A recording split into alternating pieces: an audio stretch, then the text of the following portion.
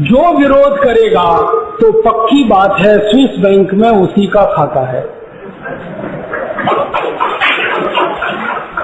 तो बिना हमारे बताए सबको नाम पता चल जाएंगे, और जो जो विरोध करेगा बहस में वो ही नहीं, इस प्रस्ताव के विरोध में वोट पड़ेगा तो जो इसके विरोध में वोट करेगा पक्की बात है उनका खाता है।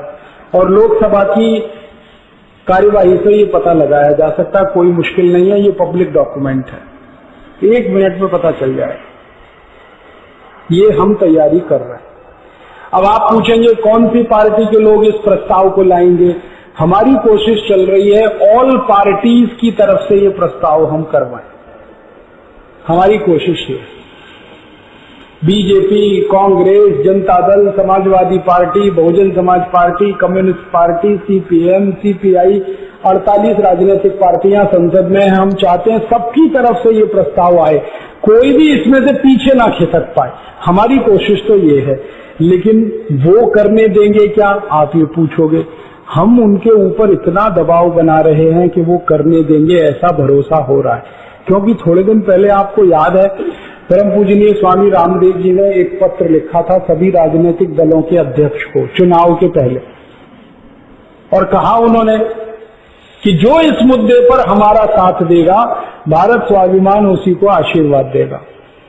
तो सबसे पहले बयान आया लाल कृष्ण अडवाणी का। उन्होंने कहा हम ये काम करेंगे। बहुत खुशी की बात है, करो। तुरंत दूसरा बयान आ गया राहुल गांधी का। राहुल गांधी ने कहा हम ये काम करेंगे। बहुत अच्छा है, करो। तीसरा बयान आ गया शरद यादव का, हम ये काम करेंगे। बहुत अच्छा है भाई, करो। चौथा बयान आ गया मुलायम सिंह यादव का, हम करेंगे भाई, आप भी करो। ऐसे सीताराम येचुरी का आ गया, प्रकाश करात का आ गया। सारे बड़े नेताओं में से 2-4 को छोड़कर सबने बयान दिए कि हमारी सरकार आई तो हम करेंगे। हमने वो सब बयान टेप कर लिए हैं उनके, जिसने जो कहे। अब सरकार बन गई है और चांस की बात है कि कांग्रेस की बन गई है। अब हम इनके पीछे पड़े हुए हैं कि भाई तुमने बोला था करो, बोला था आप करो, बोला था आप करो।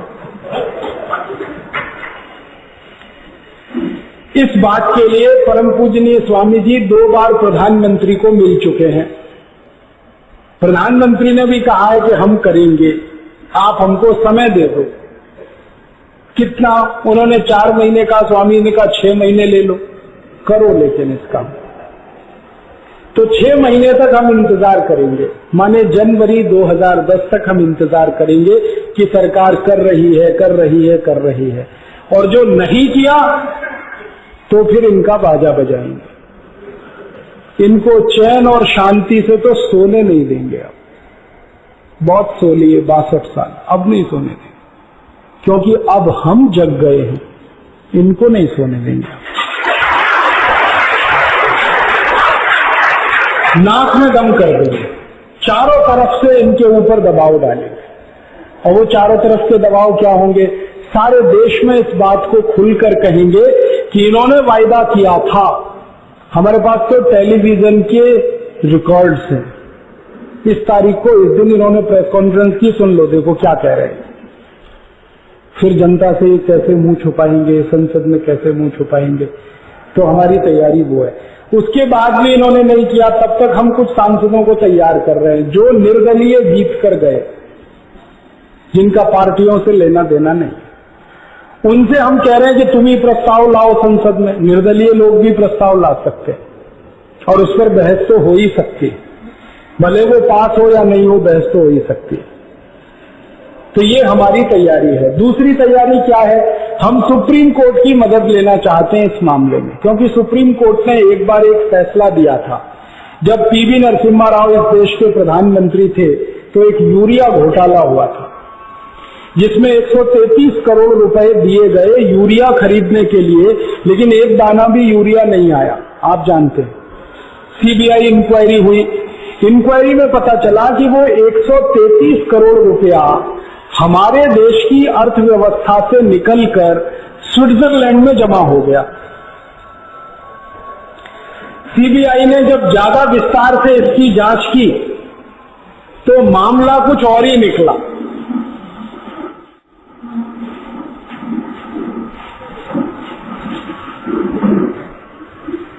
सीबीआई ने जब इस मामले की ज्यादा गहराई से जांच की माइक्रो लेवल पे, तो मामला कुछ और निकला। मामला क्या निकला कि 133 करोड़ रुपए का जो पेमेंट हुआ वो नरसिम्हा राव के बेटे को हुआ, उनके खाते में जमा हुआ, और उनका खाता स्विट्जरलैंड की बैंकों में, तो पैसा वहां चला गया। फिर उसी समय भारत के कुछ जागरूक लोगों ने सुप्रीम कोर्ट में एक मुकदमा दाखिल किया। इस रिपोर्ट के आधार पर सुप्रीम कोर्ट ने 15 दिन में नोटिस इशू किया सरकार, और सरकार को कहा कि ये जितना पैसा 133 करोड़ है, या तो इसका यूरिया लेके आ जाओ या ये पैसा वापस ले आओ। ये देश की संपत्ति है, ये मजाक नहीं है। स्विट्जरलैंड ने घोषित कर दिया, सुप्रीम कोर्ट ने घोषित कर दिया कि 133 करोड़ रुपए भारत की राष्ट्रीय संपत्ति है, निजी संपत्ति नहीं है किसी की, ये वापस आना चाहिए। अब जब फैसला आ गया तो सरकार क्या करती, तो सरकार ने वो फैसले की कॉपी स्विट्जरलैंड भिजवाई। सुप्रीम कोर्ट ने एक टीम बनाई, कुछ अधिकारी सुप्रीम कोर्ट के फैसले को लेकर स्विट्जरलैंड गए, और आपको सुनकर हैरानी होगी, जजमेंट आने के 21 दिन के भीतर 133 करोड़ रुपए वापस आ गया और सुप्रीम कोर्ट के खजाने में जमा हो गए। और नरसिम्हा राव के जिस बेटे के खाते में ये पैसा गया था, उसको सुप्रीम कोर्ट ने जेल भेज दिया, वो आज भी जेल में सड़ रहा है। हमारा ये कहना है कि अगर यूरिया घोटाले का पैसा स्विट्जरलैंड से सुप्रीम कोर्ट वापस मंगा सकता है, तो चारा घोटाले का भी मंगा सकता है, बोफोर्स घोटाले का भी मंगा सकता है। हमारे देश में एक बड़ा भारी घोटाला हुआ था, चेक पिस्टल स्कैंडल। चेकोस्लोवाकिया से रिवॉल्वर खरीदी गई, रिवॉल्वर एक भी नहीं आई, पैसे के पेमेंट हो गए।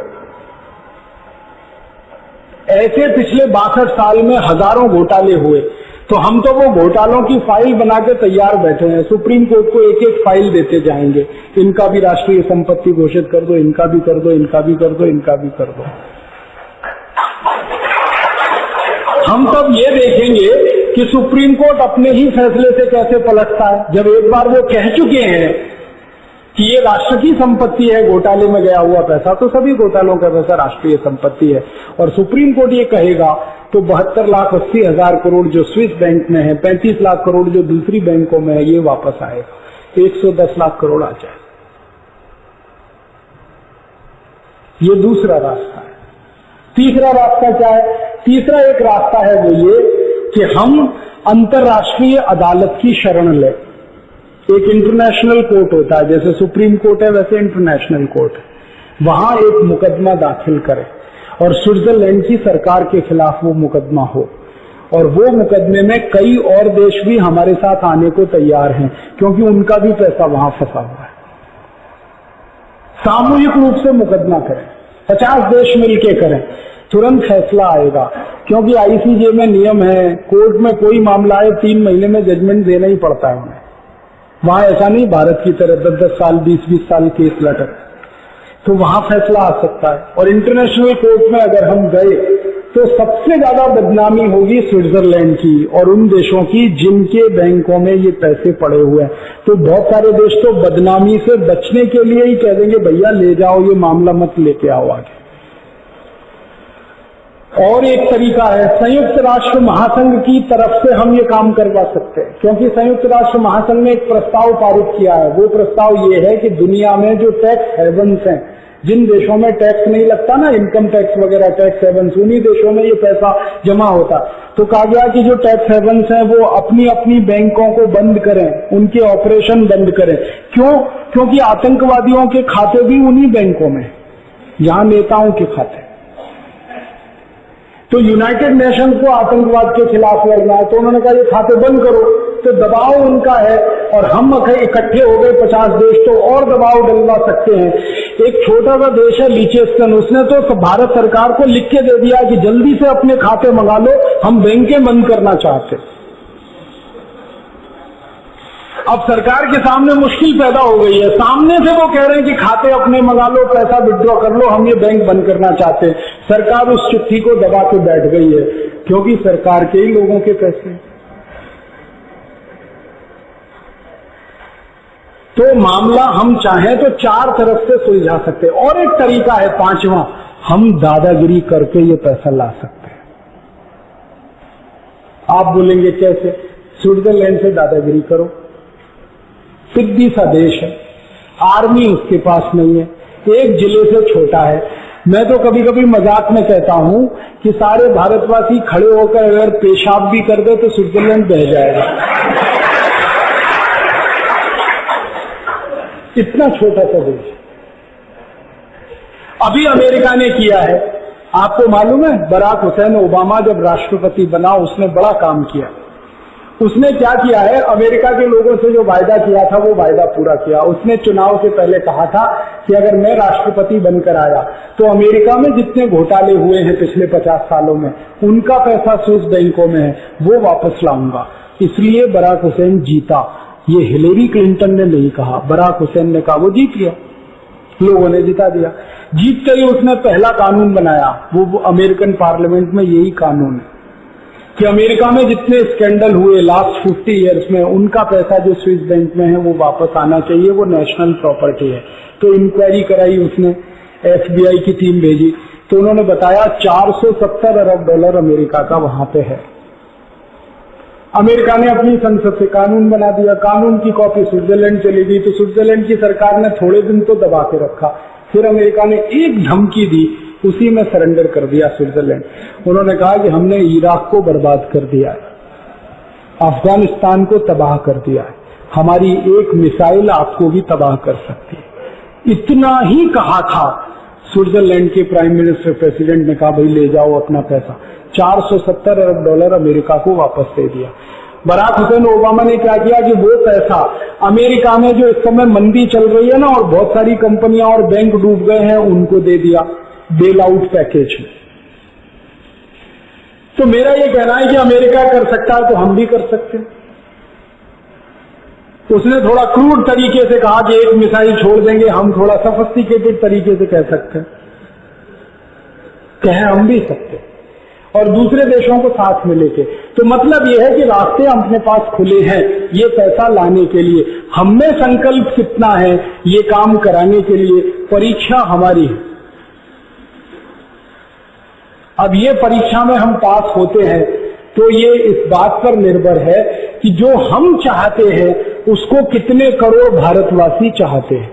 क्योंकि इस देश में डेमोक्रेसी है, डेमोक्रेसी में नंबर गेम होता है। नंबर गेम में 51% जो कहेंगे वो माना जाता है, भले वो कितना ही गलत क्यों ना हो। तो हम इस नंबर गेम में उतरना चाहते हैं। और कैसे उतरना चाहते हैं? हिंदुस्तान की राजनीतिक पार्टियों के पास कुल जमा 4 करोड़ मेंबर हैं, Congress, BJP, Janata Dal, CPM, CPI।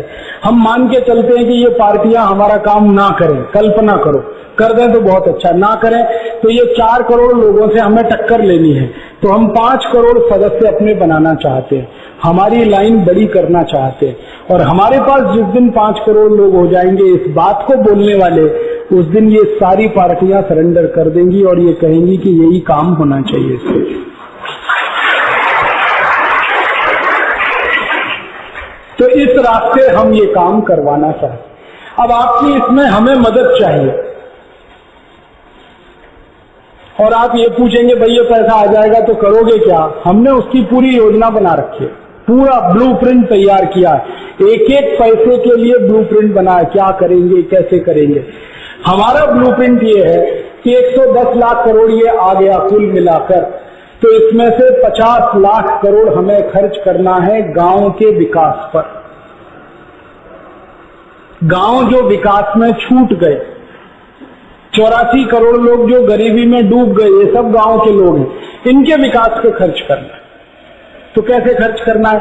एक तरीका तो ये बांट दो सबको, लाइन लगा के भाई ले लो अपने अपने हिस्से का, ऐसे नहीं खर्च करना है। हमें खर्च करना है हर गांव में इस पैसे की मदद से कुछ उद्योग शुरू करने हैं। उद्योग, ऐसे उद्योग जो गांव में आसानी से शुरू हो सकते हैं। जैसे मैं नाम लेके बताऊं, गेहूं पैदा होता है गांव में, तो आटा बनाने का उद्योग गांव में चल सकता है। आजकल शहरों में बना बनाया आटा खरीदने वाले बहुत लोग हो गए, बहुत लोग हैं जिनको पिसा हुआ आटा पैकेट में बंद चाहिए, क्योंकि पति पत्नी दोनों काम पे जाते हैं, इतनी फुर्सत नहीं है कि गेहूं को छानना, बीनना, फटकना। वो कहते हैं बना बनाया ले आओ, तो बना बनाया आटा खरीदने वाले करोड़ों लोग हैं। अब उस आटे की व्यवस्था हमें ऐसी करनी है कि गेहूं जहां पैदा होता है आटा वहीं बने, पैकिंग हो और शहरों में आकर बिके। आटा बनाने के लिए कौन सी बड़ी भारी ऐसी मशीन चाहिए जो गांव में नहीं लग सकती? सिंपल सी चक्की चाहिए ना। और हमारी तो योजना ये है कि बिजली की चक्की का ही आटा नहीं, हाथ की चक्की का आटा भी मिले लोगों को खाने के लिए, जो अफोर्ड कर सकते हैं उनके लिए। आप बोलेंगे जी ये क्या बात कर रहे हैं, मैं आपको एक विज्ञान की गहरी बात बताना चाहता हूं। बिजली की चक्की चलती है बहुत तेज, उसमें जो गेहूं पिसता है ना, उस गेहूं के सारे पोषक तत्व तो जल जाते हैं, क्योंकि हीट बहुत डेवलप होती है उस बिजली की चक्की में। तो आप बिजली की चक्की के पिसे हुए आटे की जो रोटी खाते हैं वो आपको एसिडिटी करती है, हाइपर एसिडिटी करती है, अल्सर करती है, पेप्टिक अल्सर करती है, भूख मार देती है आपकी, ये सब समस्याएं हैं। हाथ के आटे का, हाथ की चक्की का आटा जो धीरे धीरे धीरे धीरे हम चलाते हैं, उसमें टेम्परेचर नहीं बढ़ पाता, हीट जनरेट नहीं होती, तो उससे पिसा हुआ जो आटा निकलता उसके पोषक तत्व तो मेंटेन रहते हैं। आप एक बार हाथ के चक्की के आटे की रोटी खा लो, आप भूल जाओगे बाकी सब रोटियों का स्वाद, क्योंकि हमने ये करके देखा। हमने परीक्षण किया कि चक्की जो बिजली वाली है उसका आटा लिया, लेबोरेटरी में टेस्ट करने के लिए दिया, और हाथ वाली चक्की का आटा लिया, लेबोरेटरी में टेस्ट करने को दिया। तो वैज्ञानिक बताते हैं कि 18 गुना ज्यादा पोषक तत्व तो हाथ वाली चक्की के आटे में है, 18 गुना ज्यादा। तो हम तो चाहते हैं कि गांव गांव के हर घर में ये चक्की चले। पहले चलती थी कि नहीं, बीच में बंद हो गई, क्यों? हमने विकास कर लिया इसलिए बंद हो गई। विकास का हमारा मतलब पता है क्या है? कि पहले जो काम हम हाथ से करते थे अब मशीन में करना शुरू कर दिया, जी विकास हो गया हमारा। पहले चक्की रोज चला के आटा बनाते थे ताजा ताजा, और घरों में परंपरा ये थी कि सवेरे का आटा सवेरे, शाम का शाम को, दूसरे दिन का भी इस्तेमाल नहीं होता था, इतना ताजी। तो लोगों में पोषकता ज्यादा थी तो ताकत भी ज्यादा थी, तो लोग काम भी अच्छा करते थे। जब से बिजली की चक्की के आटे में आए एसिडिटी, हाइपर एसिडिटी, सैकड़ों रोग आ गए। तो हम तो चाहते हैं कि हर गांव में ये हाथ चक्की चले, आटा बने, पैकेट में बंद हो, शहर में आकर बिके, और ये आटा ऑर्गेनिक होगा, पोषक होगा, तत्व वाला होगा, कोई भी खरीदेगा। तो पैसा शहर से गांव में जाएगा, ऐसा उद्योग हमें चलवाना। एक और उदाहरण देता हूं, तेल चाहिए आपको खाने के लिए, शुद्ध तेल सबको चाहिए, बाजार में मिलता नहीं, क्योंकि डिब्बाबंद जितने भी तेल है ना, इन सभी तेलों में मिलावट है। सरकार ने कानून से परमिशन दे रखी है मिलावट करने की, आपको मालूम? एक पामोलिन नाम का तेल आता है मलेशिया से, वो तेल को मिक्स करके आप सरसों का तेल बेचो, नारियल का तेल बेचो, तिल का तेल बेचो, ये कानून है हमारे देश। तो डिब्बेबंद सारे तेलों में पामोलिन तेल मिला है। पामोलिन तेल की मुश्किल ये है कि वो डाइजेस्ट नहीं हो सकता। क्यों? उसको डाइजेस्ट होने के लिए बॉडी का टेम्परेचर 44 डिग्री सेंटीग्रेड चाहिए, तब वो डाइजेस्ट हो सकता है, और हमारी बॉडी का टेम्परेचर 37 डिग्री से ऊपर जाता ही नहीं टेम्परेचर। तो 37 डिग्री नॉर्मल बॉडी टेम्परेचर है, इस टेम्परेचर पर पामोलिन ऑयल डाइजेस्ट ही नहीं होता। अब ऑयल डाइजेस्ट नहीं होगा तो खून में जमा रहेगा, खून गाढ़ा करेगा, और बहुत जल्दी हार्ट अटैक आएगा और आप मरेंगे, और मर रहे हैं। जब से ये डिब्बाबंद तेल आए हैं हिंदुस्तान में, हार्ट अटैक की संख्या रात दिन बढ़ती जा रही है। मैं नहीं कहता, all India institute of medical sciences के डॉक्टरों ने रिसर्च करके बताया कि 100 में से 90 पेशेंट वो हैं जो डब्बाबंद तेल खाते हैं और हार्ट अटैक की शिकायत लेके एम्स में भर्ती हो जाते हैं। हमें क्या करना है? डब्बाबंद तेल नहीं चाहिए ये पामोलिन वाला। हम तो गांव गांव में छोटी छोटी तेल की घानियां लगाएंगे, वो बैल चलाता है ना कोलू, वो चलवाएंगे, उसमें से तेल निकलेगा, वो प्योर तेल होगा, वो आपको खिलाएंगे। अब आप कहेंगे जी वो तेल में तो कोलेस्ट्रॉल बहुत है। हाँ है, लेकिन कौन सा? अच्छा वाला। आप जानते हैं सभी तेल में कोलेस्ट्रॉल है, एक अच्छा और एक बुरा। जो अच्छा कोलेस्ट्रॉल है जिसको HDL कहते हैं, हाई डेंसिटी लिपोप्रोटीन, वो सब तेलों में होता है जो शुद्ध है। और जो खराब कोलेस्ट्रॉल है जिसको LDL और VLDL कहते हैं, वो सब रिफाइंड तेलों में मौजूद है। तो घानी के तेल में तो अच्छा कोलेस्ट्रॉल है, तो डरने की बात क्या। फिर कुछ लोग कहते हैं कि वो तेल गाढ़ा गाढ़ा है, चिपचिपा है। चिपचिपाहट ही तो तेल है। अगर उसकी चिपचिपाहट निकाल दी तो तेल ही नहीं रहा, वो तो पानी हो गया। तो हम ये तेल गांव गांव पैदा करवाएंगे। जहां सरसों होती है वहां तेल हो सकता है, जहां तिल होता है वहां तेल हो सकता है, जहां नारियल होता है वहां तेल हो सकता है। सब तरह के तेल गांव से बनकर शहरों में आएंगे। तेल का बाजार 70,000 करोड़ रुपए का साल का है। तो गांव की अर्थव्यवस्था में हर साल हम 70,000 करोड़ रुपए डाल पाएंगे। और तेल पैदा करने के लिए मशीन नहीं चाहिए, वो कोल्हू चाहिए लकड़ी वाला, वो कहीं भी संभव है। ऐसे हमने लिस्ट किया तो 100 उद्योग हैं जो गांव गांव चल सकते हैं। बस समस्या इतनी है कि उनकी शुरुआत कराने के लिए जो पूंजी चाहिए, इनिशियल पेड अप कैपिटल, वो हमें मिल जाए तो। और वो पूंजी कहां से मिलेगी? स्विस बैंक का जो पैसा आ जाएगा उसमें से निकालेंगे। और मैंने इसका हिसाब निकाला कि ऐसे 100 उद्योग गांव गांव शुरू हो जाएं तो 35 से 40 करोड़ गांव के नागरिकों को रोजगार इसमें मिल जाएगा पूरे देश में। तो जो 40 करोड़ अर्ध बेरोजगार है ना, वो यहां खपत हो जाएंगे।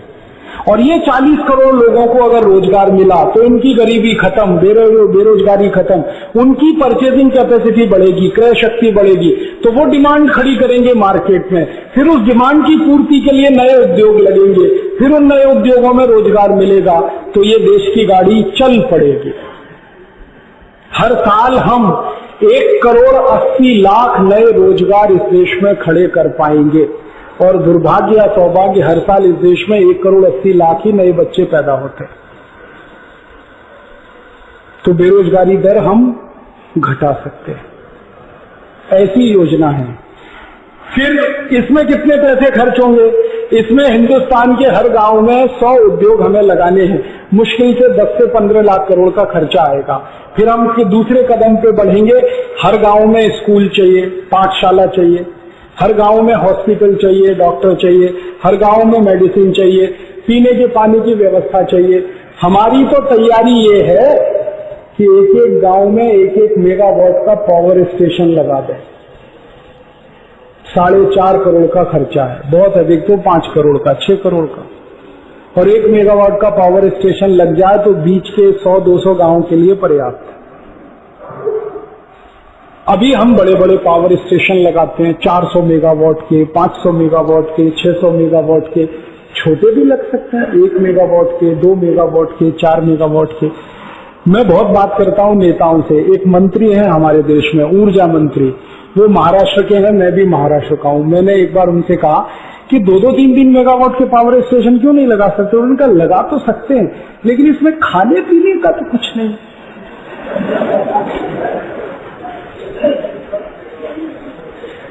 अब बड़ा पावर स्टेशन लगेगा 400 मेगावाट का, 600 मेगावाट का, तो 4.5-5 करोड़ के हिसाब से उसका कैलकुलेशन होगा।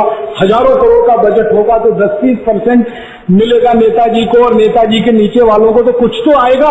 अब आप कहते हो 1 मेगावाट का लगा लो, वो है ही 4.5 करोड़ का, कहाँ खाएंगे, क्या बिछाएंगे? तो वो कहते लग तो सकते हैं, लेकिन प्रॉब्लम तो ये है। तो हमको तो ये प्रॉब्लम दिखाई नहीं देती। हम तो कह रहे हैं छोटे छोटे पावर स्टेशन लगाओ, जहां थर्मल लग सकते हैं वहां थर्मल लगाओ, जहां हाइड्रो इलेक्ट्रिक लग सकते हैं वहां वो लगाओ। हिंदुस्तान में 20 नदियां हैं जहां पूरे साल पानी है, तो वहां हम हाइड्रो इलेक्ट्रिक कर सकते हैं। बिजली की व्यवस्था पूरी हो सकती है। और अभी बिजली में तो आप जानते हैं 33 से 35% तो ट्रांसमिशन लॉस है। हम इसको डिसेंट्रलाइज करना चाहते हैं। अभी होता यह है कि बिजली पैदा होती है हजारों वोल्ट की, फिर वो ट्रांसमिट होती है, फिर वहां जाके स्टेप डाउन करना पड़ता है, तब जाके हम यूज कर सकते हैं। यूज तो 110, 105 वोल्ट ही करते हैं, 120 वोल्ट करते हैं, पैदा तो 11,000 वोल्ट की होती है। तो इसको नीचे लाने में जो खर्चा कर रहे हैं फालतू का, तो हम तो कह रहे हैं थोड़े छोटे स्टेशन बना लो, कम वोल्टेज की बिजली पैदा करा लो, वो घरों के काम में ले लो, और ये बड़ी बिजली है वो उद्योगों के काम में और रेल के काम में ले लो, इसको अलग अलग कर दो। अभी मुश्किल क्या हो रही है, बिजली पैदा होती है यहाँ, इस्तेमाल होती है 300 किलोमीटर, 400 किलोमीटर, 500 किलोमीटर, 1000 किलोमीटर दूर, तो फालतू में इतना क्यों खर्चा करना? जहां पैदा हो वहीं इस्तेमाल करो ना। बिजली तो एक ऐसी ही चीज है, जहां पैदा हो वहीं इस्तेमाल होनी चाहिए, तब इसका खर्चा घटेगा। और मैंने पढ़ा, जाना, सीखा, देखा, जर्मनी में ऐसा है, फ्रांस में ऐसा है, बहुत देशों ने ऐसा किया हो। अपनी बिजली की जरूरतों को पूरा करने के लिए, फालतू खर्चा घटाने के लिए उन्होंने किया हुआ, हम भी कर सकते हैं। जर्मनी में तो इतना अद्भुत है, महिलाएं संभालती हैं बिजली का सारा मोर्चा। जितने पावर स्टेशन जर्मनी में है ना, मैक्सिमम पावर स्टेशन में महिलाएं हैं, सारी होल सोल चीफ, ऊपर से नीचे तक। एक बार मैंने पूछा एक जर्मन आदमी को, ये क्यों? तो उन्होंने कहा वो सेंसिटिव ज्यादा है, तो इसलिए हमने वहां लगा रखा है उनको। तो उनको इतनी अकल है तो हमको भी है, हम भी कर सकते हैं। तो बिजली का काम हम कर सकते हैं। उसके लिए मैंने कैलकुलेशन किया, 2.5-3 लाख करोड़ से ज्यादा की जरूरत नहीं है। शिक्षा का हिसाब जोड़ा, उद्योगों का जोड़ा, सैनिटेशन का जोड़ा, चिकित्सा का जोड़ा, सब पूरा खर्चा करें तो 50 लाख करोड़ में हर गांव इस देश का वैसा ही हो सकता है जैसे शहर। शहर की सारी सुविधाएं हर गांव में हो सकती है, और शहरी सुविधाएं गांव में हो जाएं तो शहर खाली हो जाएंगे, सब शहर वाले गांव में वापस चले जाएंगे। कौन रहेगा झुग्गी झोंपड़ियों में फिर? अभी तो गांव के लोग विस्थापित होकर शहर में आते हैं, झुग्गी झोंपड़ियों में जीवन बिताते हैं। नरक का जीवन है, जहां आप रूमाल नाक पर रख के 2 मिनट खड़े नहीं हो सकते, वहां लोगों की पूरी जिंदगी गुजर जाती है इस देश में। और 65% आबादी हमारे देश की झुग्गी झोंपड़ियों में रहती है। हमें इस आबादी को गांव में वापस भेजना है, ये तभी संभव है। तो सारे देश के विकास का काम 50 लाख करोड़ में हो जाएगा। अब बच गया 60 लाख करोड़। अब क्या करें इसका? उस बचे हुए पैसे को हम कहेंगे कि भाई फिक्स डिपॉजिट में डाल दो भारत माता के नाम से, तो 10% का भी ब्याज मिलेगा, तो साल का ब्याज 6 लाख करोड़ हो गया। अब ये 6 लाख करोड़ इतना ब्याज है कि हम पूरा बजट बना सकते हैं, 1 पैसा भी टैक्स लगाए बिना, बिना टैक्स का बजट। टैक्स खत्म कर दो, income tax, central excise, value added, सब टैक्स खत्म करो। और जो स्विस बैंकों से आए हुए पैसे को फिक्स डिपॉजिट में रखा, उसके ब्याज के पैसे से देश का बजट चला लो। टैक्स सब खत्म हो जाए, हर चीज की कीमत 70% घट जाएगी। जो चीज आपकी 10 रुपए की है वो 3 रुपए की हो जाएगी, जो 100 रुपए की है वो 30 रुपए की हो जाएगी, जो 1000 रुपए की है वो 300 रुपए की हो जाएगी। जब चीजें सस्ती होंगी तो गरीब से गरीब आदमी को दाल खाने को मिल जाएगी, सब्जी खाने को मिल जाएगी। अभी तो दाल हिंदुस्तान के गरीबों की थाली में से दूर हो गई है, क्योंकि 65 रुपए किलो है। कैसे खाएं? 80 रुपए किलो है। तो हम चाहते हैं कि गरीब से गरीब आदमी भी अपना जीवन आसानी से बिता सके। महंगाई कम हो, महंगाई कम हो, इन्फ्लेशन कम हो। इन्फ्लेशन कम हो तो कम आमदनी में भी मजे से जीवन चलेगा आपका। अभी आपके महीने के 10,000 भी कम पड़ते हैं आपको, फिर 5,000 से भी कम में घर खर्च आसानी से चल जाए। ये काम हम करना चाहते हैं। और एक काम करना चाहते हैं, ये सारा पैसा जो स्विस बैंक से आ जाएगा तो ये सब डॉलर्स में आएगा, रुपए में हम नहीं लाने वाले। क्यों लाए रुपए में? गया है डॉलर्स में तो डॉलर्स में ही लाएंगे। और अच्छा हो सोने में दे दो हमको, डॉलर भी नहीं चाहिए, सोना दे दो। स्विट्जरलैंड के पास इतना सोना है नहीं, वो दिवालिया हो जाएगा, तो वो देंगे तो डॉलर्स में ही देंगे। तो ये सारा धन जब डॉलर्स में आएगा तो मतलब क्या है, हमारी इकोनॉमी में डॉलर्स का फ्लो बढ़ जाएगा। इसका सीधा सा मतलब ये है कि डॉलर्स की डिमांड हिंदुस्तान की इकोनॉमी में घट जाएगी, क्योंकि जरूरत से ज्यादा डॉलर जब आपके पास आ जाएगा तो डिमांड क्यों रहेगी इतनी। जब डॉलर की डिमांड घटेगी तो डॉलर की कीमत भी घटेगी, और डॉलर की कीमत घटेगी तो रुपए की कीमत बढ़ेगी। अभी $1 में 50 रुपया है, हो सकता है ये सारा धन आने के बाद $1 में 1 रुपया हो जाए, हो सकता है $1 में 7 रुपया हो जाए, लेकिन होने वाला तो है। अब डॉलर जितना घटेगा और रुपया जितना बढ़ेगा, हमारा लिया हुआ विदेशी कर्ज उतना ही कम हो जाएगा। क्यों? हमने विदेशी कर्ज लिया $1 में 50 रुपए के हिसाब से, और कल को $1 में आ गया 7 रुपया, तो हमें तो पेमेंट करना है 7 रुपए के हिसाब से, तो कर्जा कम हो गया, कर्जे का ब्याज कम हो गया, कर्जा कम, कर्जे का ब्याज कम, तो भारत से पैसा जाना और कम हो गया। तो देखो कुछ अच्छा हो जाएगा। और एक मजे का काम होगा, डॉलर अगर कम हुआ, रुपया बढ़ा, तो एक्सपोर्ट इनकम बढ़ जाएगी हमारी। अभी हम 50 रुपए का माल बेचते हैं तो $1 मिलता है, फिर 7 रुपए का ही माल बेच के $1 मिल जाएगा। हो सकता है 1 रुपए का माल बेचने में ही $1 मिल जाए। तो मैं तो सपना देखता हूं कि हमारी एक्सपोर्ट इनकम हो सकता है 50 गुनी बढ़ जाए, और इंपोर्ट का खर्चा घट जाएगा क्योंकि रुपया मजबूत हो जाएगा। तो इंपोर्ट का खर्चा घटा और एक्सपोर्ट की आमदनी बढ़ी, तो व्यापार में जो सरप्लस है वो हमारे फेवर में हो जाए। और ट्रेड सरप्लस अगर हम कर पाए तो सारी अंतर्राष्ट्रीय बिरादरी हमको सलाम करेगी, जैसे चाइना को सलाम करते हैं, क्योंकि चाइना ट्रेड सरप्लस वाला देश है। सारी दुनिया झुक के सलाम करती है चाइना, अमेरिका भी सलाम करता है चाइना। तो हमारी हैसियत भी चाइना जैसी हो सकती है, और हो सकता है थोड़े दिन में हम चाइना के भी आगे निकल जाएं। ये सब कुछ हो सकता है अगर हम सब इकट्ठे होकर करने का संकल्प करें तो। और एक दो छोटी बातें बताता हूं और क्या क्या हो सकता है। जैसे ही रुपए की कीमत बढ़ी और डॉलर की कीमत घटी, तो भारत की सारी संपत्ति अंतर्राष्ट्रीय बाजार में 50 गुनी महंगी हो जाए, सारी संपत्ति। मैं एक छोटे से उदाहरण से बात समझाऊं।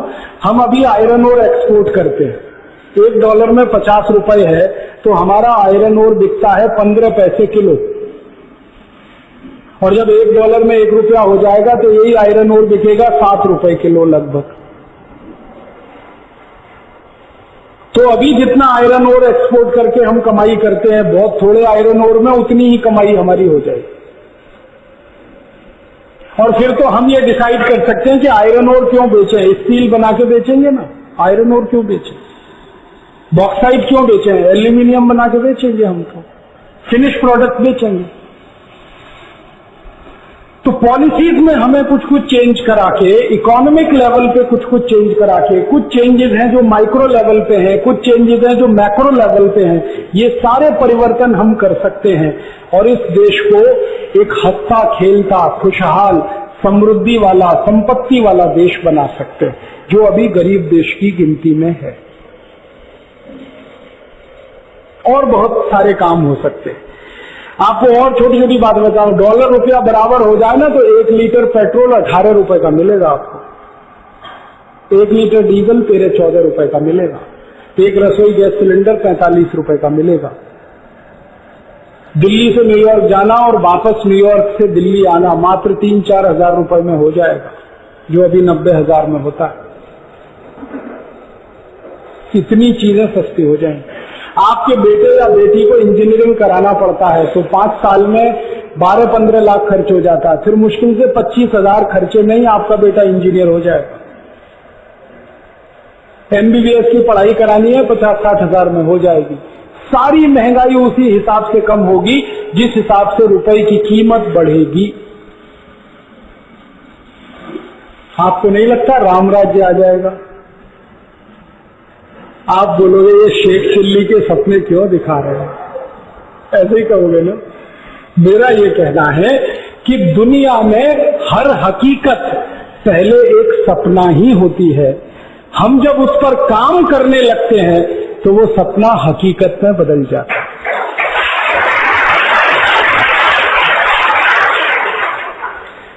जर्मनी, दोनों देशों के नागरिकों ने 45 साल सपना देखा था कि हम एक होंगे, एक होंगे, एक होंगे। 45 साल के बाद एक हुए। अमेरिका के लोगों ने 250 साल सपना देखा कि एक काला आदमी हमारा राष्ट्रपति बनेगा बनेगा बनेगा। मार्टिन लूथर किंग के जमाने से, अब्राहम लिंकन के जमाने से बात चल रही थी, अब बन गया। बस इतना ही है, सपना देखा जाता है, उसके लिए प्रयास किया जाता है तो हकीकत में बदल जाता है। अभी ये सपना है, थोड़े दिन में हकीकत होगा। आप सब हम सब मिल जाएं तो ये हमें करना है। और एक छोटा सा काम करना है कि इस हिंदुस्तान में रुपए की कीमत बढ़ा के, डॉलर की कीमत घटा के हम एक बहुत बड़ा काम करना चाहते हैं। वो क्या? हमारे देश में आजकल मल्टीनेशनल कंपनीज बहुत आ गए। Pepsi Cola, Coca Cola, Colgate, Palmolive, Procter and Gamble, Reckitt and Colman, Johnson and Johnson, Ciba Geigy, Sandoz, Bata, Adidas, Puma, Butterfly, Lotto, Colt, ये सब विदेशी घुस पड़े इस देश में और हमारी सरकारों ने दरवाजे खोल दिए उनके लिए। आ जाओ, लूटो इस देश को, लूटो। 1942 में कहा हमने विदेशियों को क्विट इंडिया, भारत छोड़ो। अब 2009 में कह रहे हैं वापस आओ, वापस आओ, वापस आओ। जिनको भगाया था उन्हीं को बुला रहे। अंतर बस इतना ही है कि भगाने वालों में ऊधम सिंह, भगत सिंह, चंद्रशेखर आजाद, तात्या टोपे, झांसी की रानी, इन्होंने भगाया था अंग्रेजों को। बुलाने वालों में मनमोहन सिंह, शरद यादव, शरद पवार, फिर हमारे अमर सिंह, फिर ये सिंह और वो सिंह। अंतर इतना ही है, भगत सिंह, मनमोहन सिंह, इतना ही अंतर है। कोई मुझे जब पूछता है ना आजादी के 60 साल में देश ने क्या खोया क्या पाया, तो मैं एक वाक्य में कहता हूं इसको, आप मेरे दिल का दर्द समझ लेना, इस पे हंसना नहीं। आजादी के 50 साल में इस देश ने क्या खोया क्या पाया? हमने भगत सिंह को खोया, ऊधम सिंह को खोया, चंद्रशेखर आजाद को खोया और हमने अमर सिंह को पाया। ये है 50 साल की यात्रा। अब अमर सिंह नाम नहीं है, प्रतीक है, और वो प्रतीक है इस देश में हर उस बात का जिसको आप खराब से खराब शब्दों में कहना चाहें तो कह लीजिए। ये है आजादी के 50 साल। इसको हम रिवर्स करना चाहते हैं, बदलना चाहते हैं। हम चाहते हैं फिर से भगत सिंह हो, फिर से ऊधम सिंह हो, फिर से चंद्रशेखर हो, फिर से तात्या टोपे हो सकते हैं हमारे संकल्पों से, परिस्थितियों में से। हमको ये लोग नहीं चाहिए जो आज हमारे राजनीतिक शिखर पर बैठे हुए। इनमें तो किसी में ना कोई शऊर है, ना कोई काम करने की क्षमता है, अकल भी नहीं है, हिंदुस्तान के बारे में समझ भी नहीं है। आप देखो ना हमारे देश में कैसे कैसे लोग मंत्रालय में बैठते हैं। जिसने कभी हिंदुस्तान के किसी गांव में चाय की एक दुकान नहीं चलाई वो कॉमर्स मिनिस्टर। जिसको फाइनेंस का ABCD नहीं आता वो फाइनेंस मिनिस्टर। जिसको साइंस और टेक्नोलॉजी का अंतर नहीं मालूम है कि साइंस क्या होती है और टेक्नोलॉजी क्या होती है, वो साइंस टेक्नोलॉजी मिनिस्टर। जिंदगी में जिसने स्कूल के मुंह नहीं देखे वो एजुकेशन मिनिस्टर। कभी हल नहीं चलाया इस देश के खेत में वो एग्रीकल्चर मिनिस्टर। कभी चरखा भी नहीं चलाया, सूत भी नहीं काटा, वो टेक्सटाइल मिनिस्टर। और ये लंबी लिस्ट होते होते अंत में जिसने कभी कुछ नहीं किया वो प्राइम मिनिस्टर।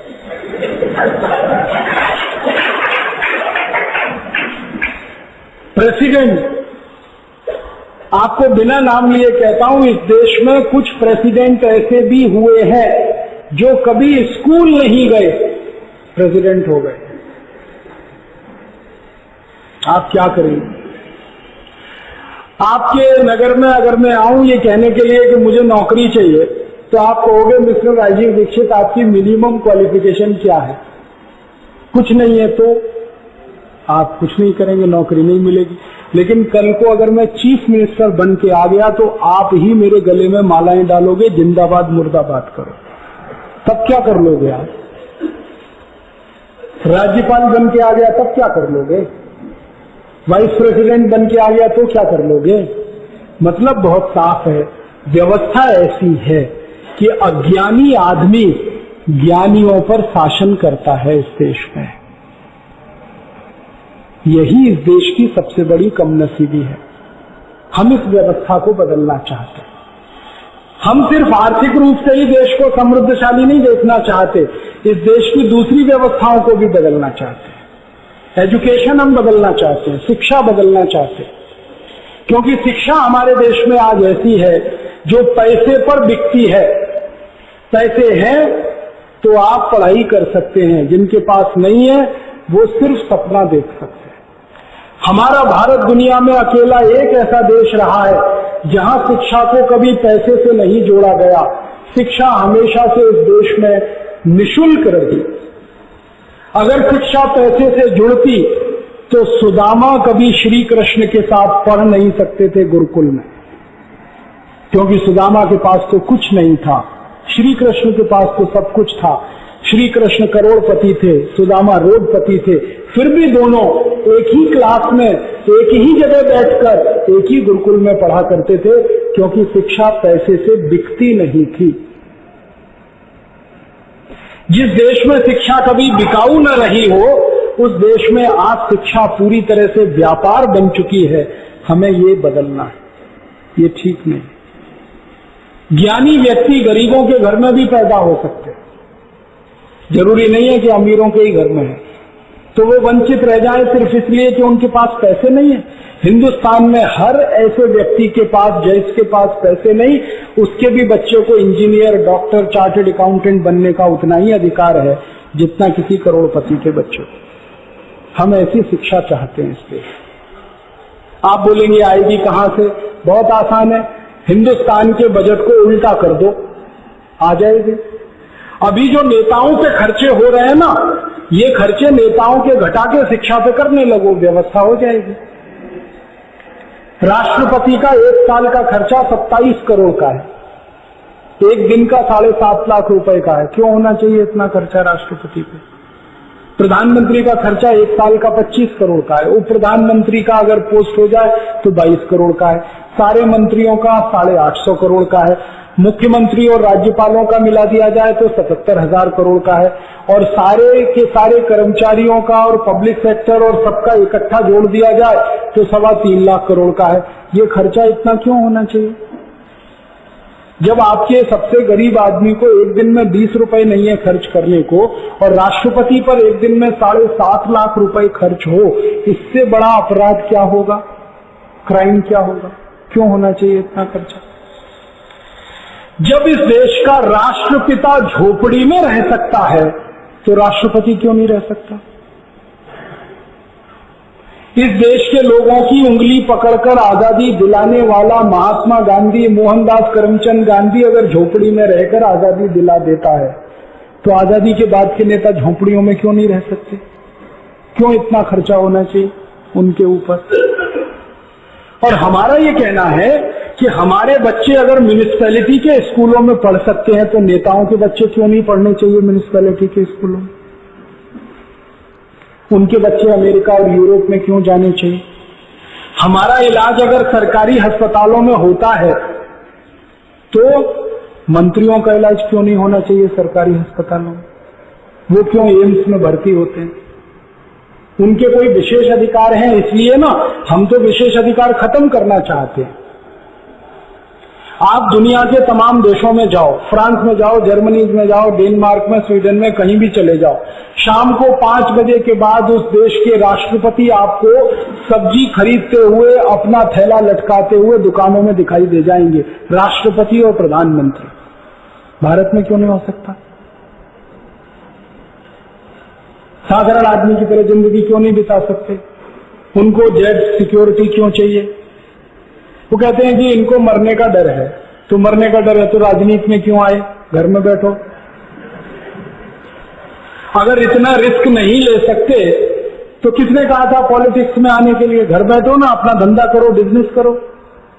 हमारे यहां तो जिन लोगों को मरने का डर नहीं था वही लोग राजनीति में आए थे। भगत सिंह, उधम सिंह, चंद्रशेखर, जिनको मरने का ही डर नहीं था, जवान जिंदगी को दांव पे लगा देने का डर नहीं था, वही पॉलिटिक्स में आए थे। तो आजादी के बाद मरने का डर क्या है? सिक्योरिटी पर इतना खर्चा क्यों? और मेरा एक ही कहना है कि अगर इन नेताओं ने किसी का कुछ बिगाड़ा नहीं तो इनको चिंता क्या मरने की, कोई मारेगा क्यों? और अगर इन्होंने बिगाड़ा ही बिगाड़ा है तो इनको क्यों नहीं मार देना चाहिए, क्यों जिंदा रखना?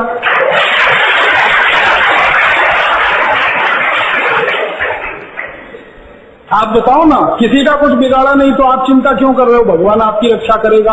और जो जिंदगी भर बिगाड़ा है तो आपको जिंदा क्यों रहने दिया जाए? क्यों नहीं खत्म कर दिया जाए आपको इस व्यवस्था में? तो ये फालतू के खर्चे जो नेताओं पर हो रहे हैं, यही खर्चे को खत्म करके हम शिक्षा में खर्चा करने लगे तो हर गरीब आदमी का बच्चा बिना एक पैसा दिए पढ़ाई कर सकता है, engineer, doctor, chartered accountant, manager, IAS, IPS बन सकता है।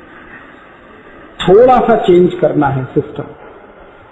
हमारा मानना है कि सारे सांसद, सारे विधायक वैसे ही साधारण तरीके से रहें जैसे इस देश का आम आदमी रहता है, क्योंकि वो उसके प्रतिनिधि हैं। वो करोड़पतियों के प्रतिनिधि नहीं है, वो आम आदमी के प्रतिनिधि, गरीब आदमी के प्रतिनिधि।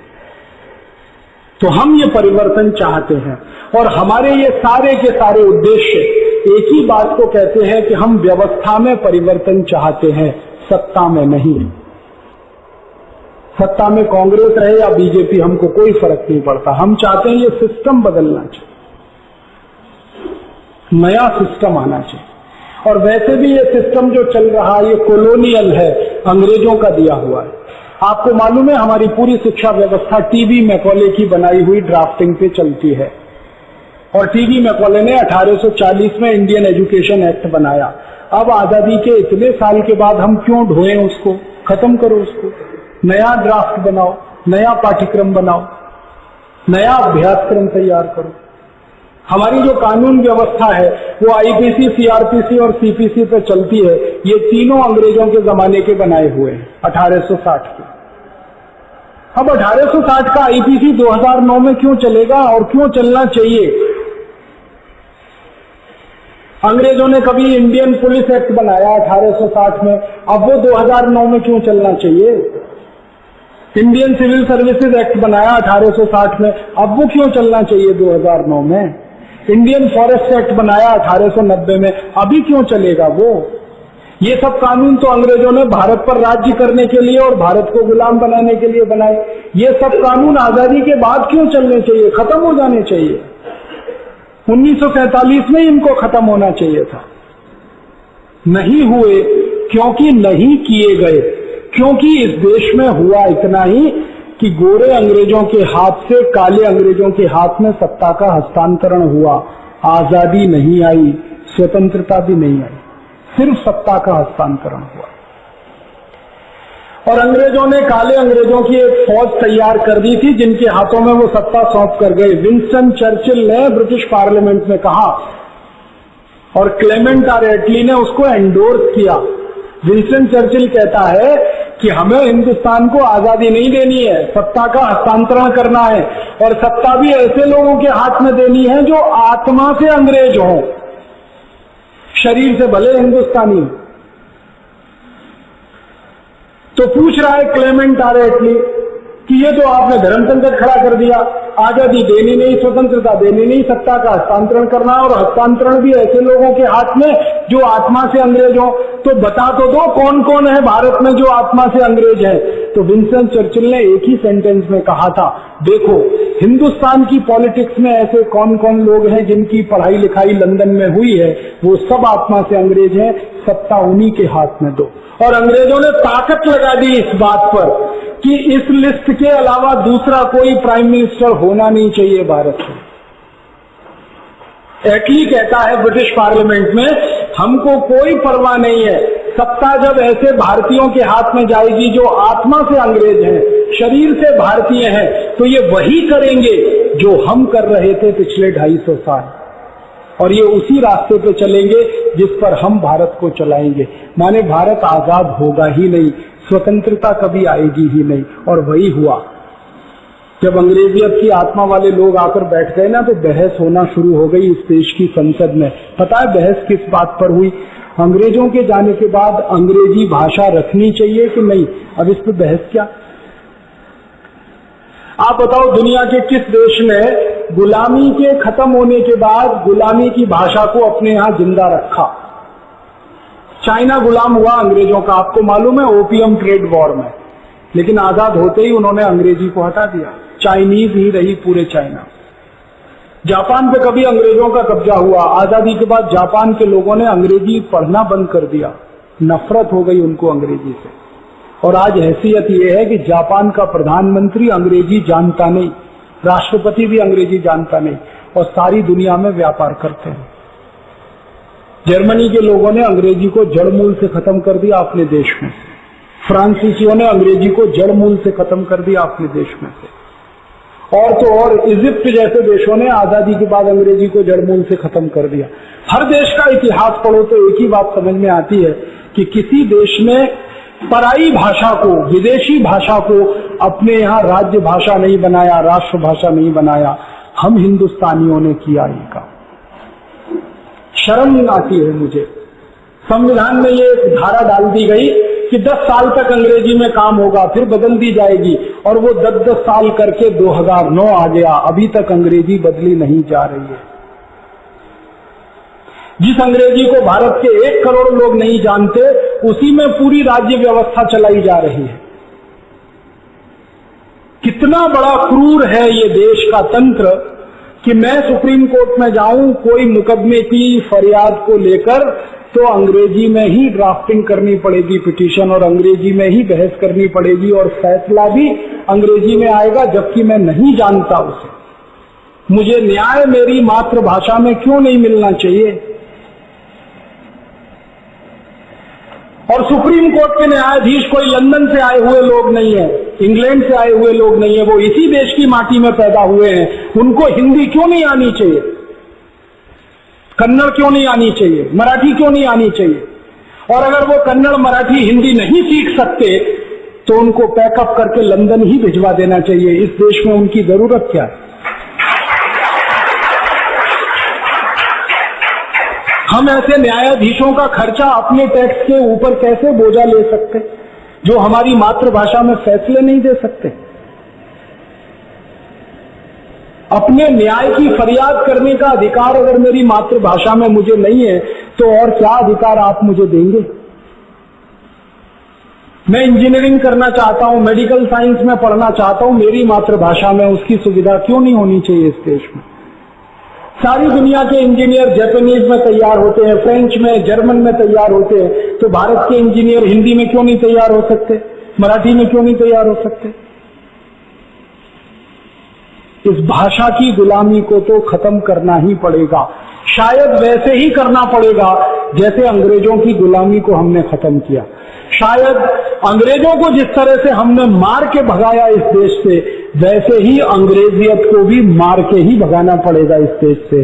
ये जाएगी नहीं आसानी। हम ऐसा हिंदुस्तान चाहते हैं जिसमें इस देश के साधारण नागरिक को मातृभाषा में पढ़ने का अधिकार हो, कितनी भी ऊंची पढ़ाई, मातृभाषा में न्याय का अधिकार हो, कितना भी ऊंचा न्याय, मातृभाषा में उसको पत्र मिले प्रशासन के और शासन के, मातृभाषा में ही उसका सारा काम चले। वो अंग्रेजी क्यों सीखे? क्योंकि इंग्लैंड में कोई हिंदी नहीं सीखता, तो हम अंग्रेजी क्यों सीखें? इंग्लैंड का कोई माँ बाप इस बात के लिए परेशान नहीं है कि उसके बेटे या बेटी को हिंदी नहीं आती, तो हमारे माँ बापों को क्यों परेशान होना चाहिए कि हमारे बच्चे को अंग्रेजी नहीं आती? सिर्फ इसलिए कि सरकारी नौकरी अंग्रेजी में ही मिलती है। कानून बदल दो, सरकारी नौकरियों को मातृभाषा में देना शुरू करो, अंग्रेजियत का भूत सबके सिर से एक झटके में उतर जाए।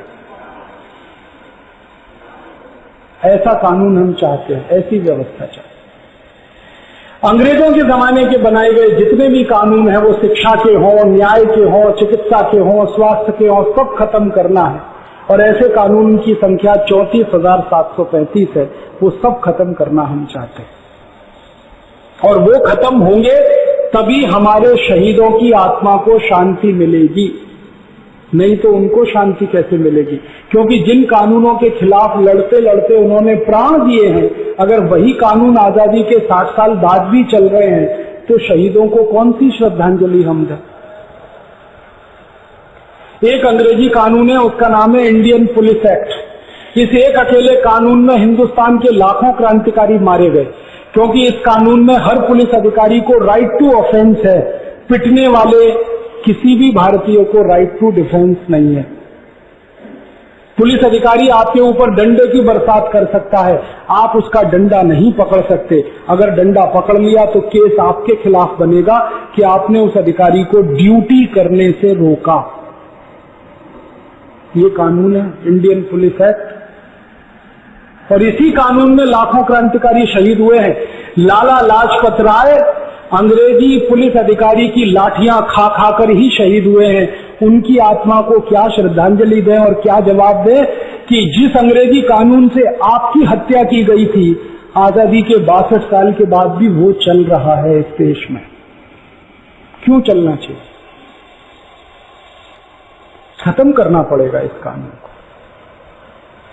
सारे कानून जो अंग्रेजों ने बनाए 34,735 वो खत्म करना है। इसके लिए भारत स्वाभिमान अभियान हम चला रहे हैं। भारत को खाली आर्थिक रूप से समृद्धशाली ही नहीं बनाना चाहते हैं, सामाजिक रूप से, राजनीतिक रूप से भी ताकतवर देश बनाना चाहते हैं, और एक ऐसा देश बनाना चाहते हैं जो हमारे शहीदों के सपनों को पूरा करता हो।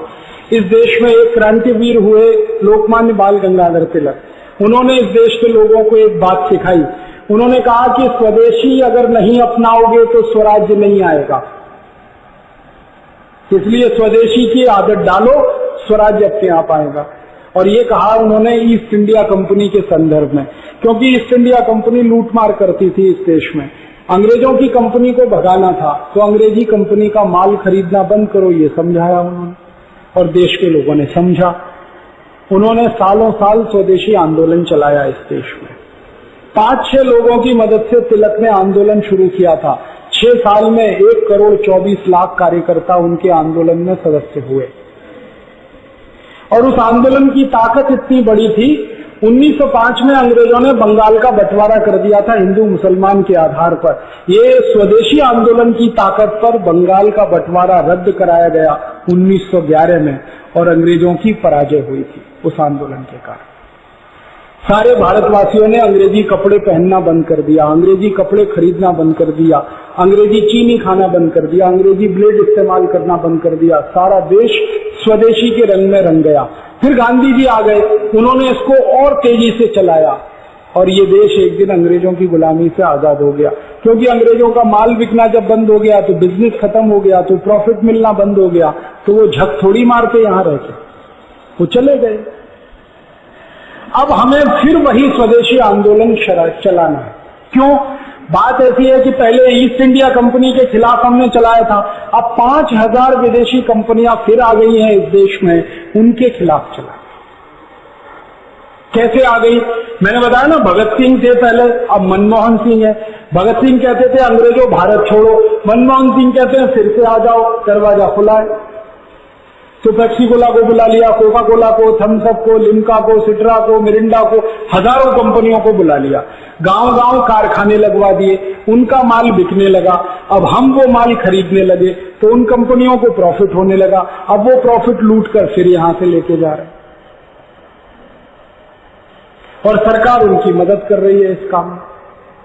सरकार को थोड़ा टैक्स मिल रहा है, देश का करोड़ों रुपए लूट रहा है। और लुट कैसे रहा है? पेप्सी कोका कोला 2 अमेरिकन कंपनियां हैं, मार्केट में बोतल बेचती है सॉफ्ट ड्रिंक की। एक बोतल 10-12 रुपए की वो बेचते हैं। उस बोतल को मात्र 70 पैसे में बनाते हैं और 12 रुपए में बेचते हैं। अगर आप उनका प्रॉफिट परसेंटेज निकालेंगे ना तो हजारों प्रतिशत में है। पानी बेचने का प्रॉफिट मार्जिन हजारों प्रतिशत। एक साल में वो 700 करोड़ बोतल बेच लेते हैं। कैसे? तेंदुलकर उनके लिए विज्ञापन करता है, आमिर खान उनके लिए विज्ञापन करता है, शाहरुख खान उनके लिए विज्ञापन करता है, सलमान खान उनके लिए, ये नाचने गाने वाले सब नचनिए गवनिए उनके लिए विज्ञापन करते हैं। और हमारे देश के मूर्ख लोगों ने नाचने गाने वालों को हीरो बना रखा है।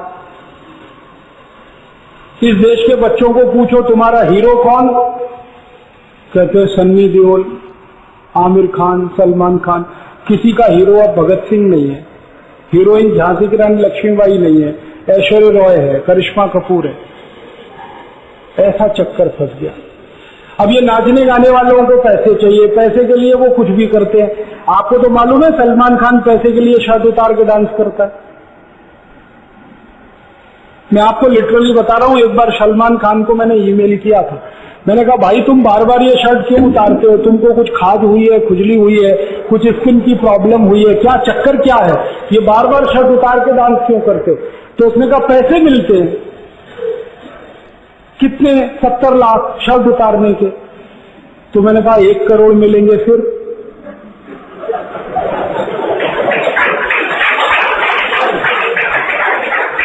एक करोड़ में पेंट भी उतारेगा, और 2 करोड़ मिल जाए फिर कुछ भी उतारेगा।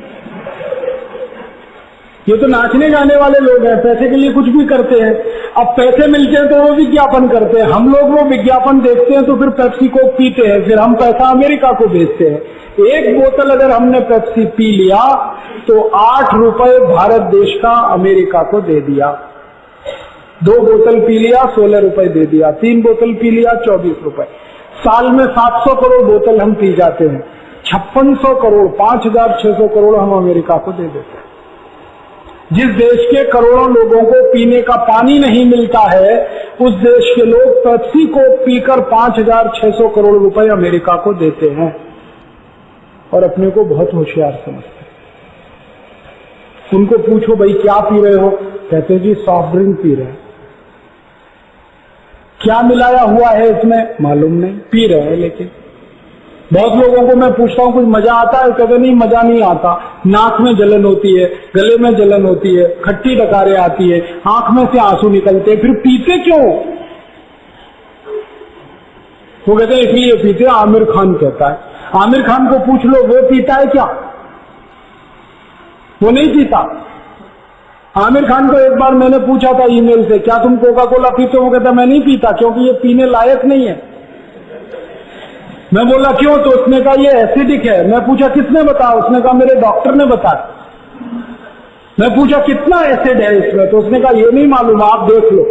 तो उस दिन मेरे दिमाग में आया इसका एसिड चेक करो। तो पेप्सी कोला का एसिडिटी मैंने चेक किया, पीएच मीटर मैंने लाया और वो डिजिटल पीएच मीटर लाया ताकि वैल्यू एक्यूरेट आए।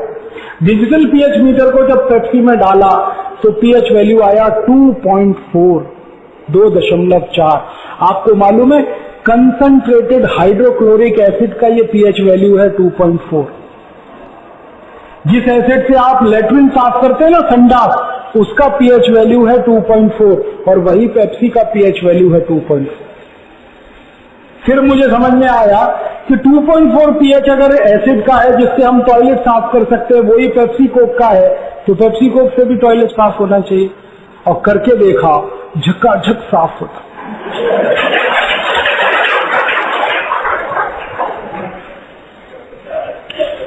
उस दिन से हम लोगों ने एक विज्ञापन शुरू किया, ठंडा मतलब टॉयलेट क्लीनर। और दुख की बात है कि पढ़े लिखे लोग इसको पी रहे हैं और अकेले नहीं पी रहे हैं, घर में आने वाले अतिथियों को भी पिला रहे हैं। एक तरफ कहते हैं अतिथि देवता होता है, देवताओं को ही संडास साफ करने का पानी पिलाते रहते हैं।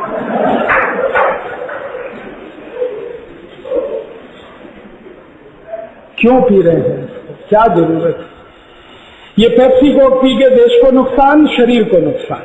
शरीर को इतना नुकसान है, 2.4 पीएच का आप कुछ भी पिएंगे एसिडिटी बढ़ेगी, हाइपर एसिडिटी होगी, अल्सर होगा, पेप्टिक अल्सर होगा, कल को कैंसर होगा, मरेंगे आप।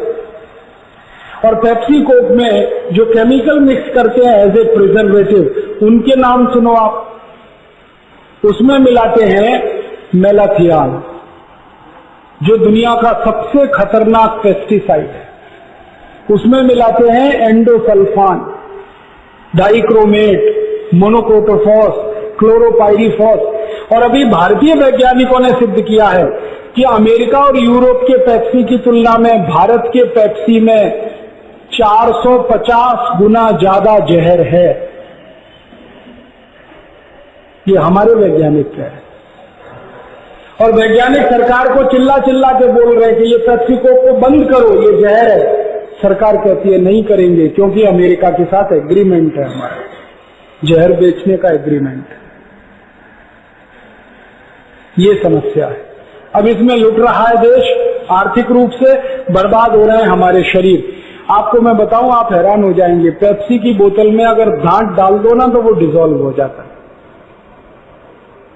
ये दांत कभी डिसॉल्व नहीं होता। कोई आदमी मर जाए, मरने के बाद आप उसका अंतिम संस्कार करो, दांत कभी भी मरता नहीं। आदमी मर जाएगा, जल जाएगा, राख में बदल जाएगा, दांत सबके निकल आते। खड्डा खोद के जमीन में गाड़ दो, 10 साल के बाद दांत निकल आते। वो दांत को पेप्सी कोक की बोतल में डाल दो, 20-25 दिन से 1 महीने में पूरा डिसॉल्व हो जाता। इतना खतरनाक है।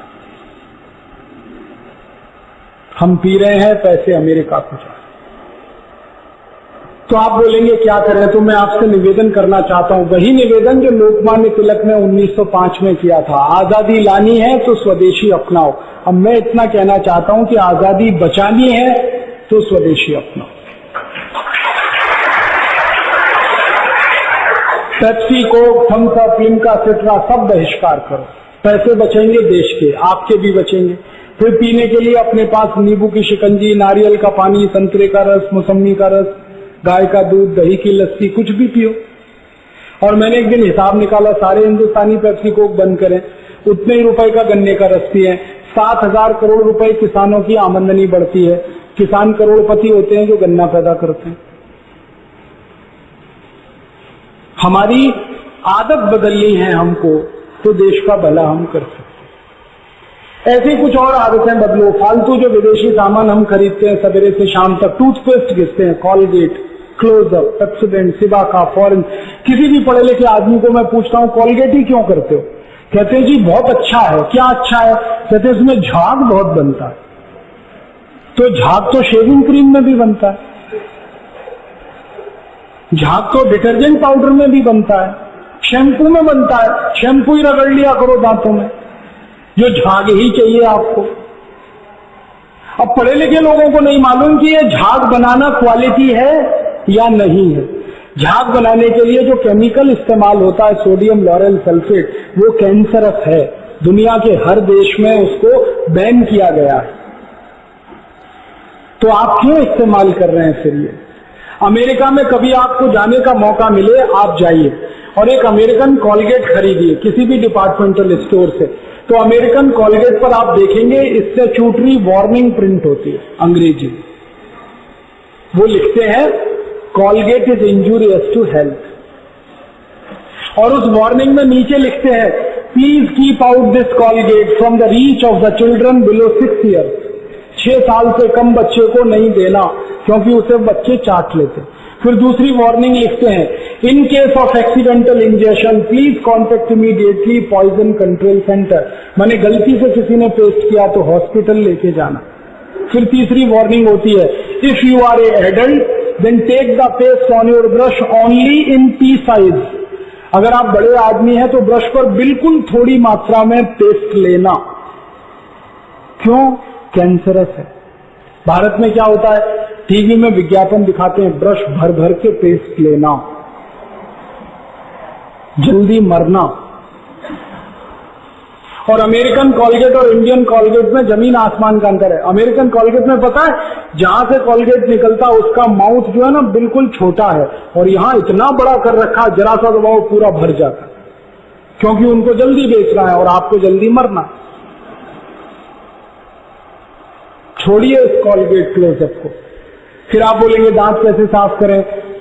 नीम का दातुन जिंदाबाद, tax free, cost free, side effect नहीं है, एक्सपायरी डेट नहीं।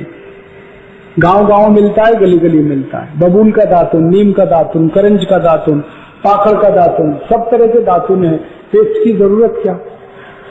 और दातुन से दांत जितने साफ होते हैं किसी से नहीं होते, और दांत जितने मजबूत होते हैं दातुन से वो किसी से नहीं होते। तो दातुन करिए, नहीं तो दंत मंजन करिए।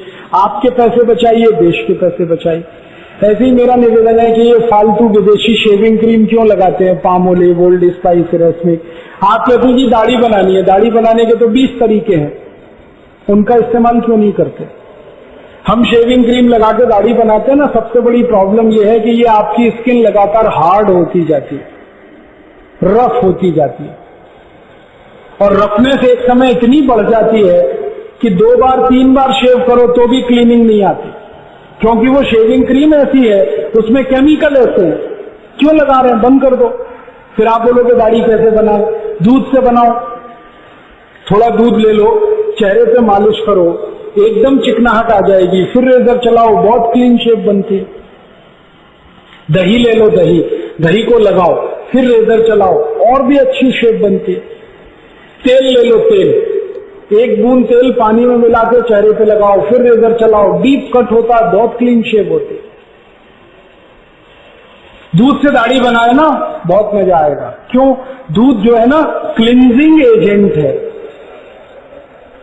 आपको मालूम है सारे ब्यूटी पार्लर्स में मिल्क क्लिंजिंग ही किया जाता है।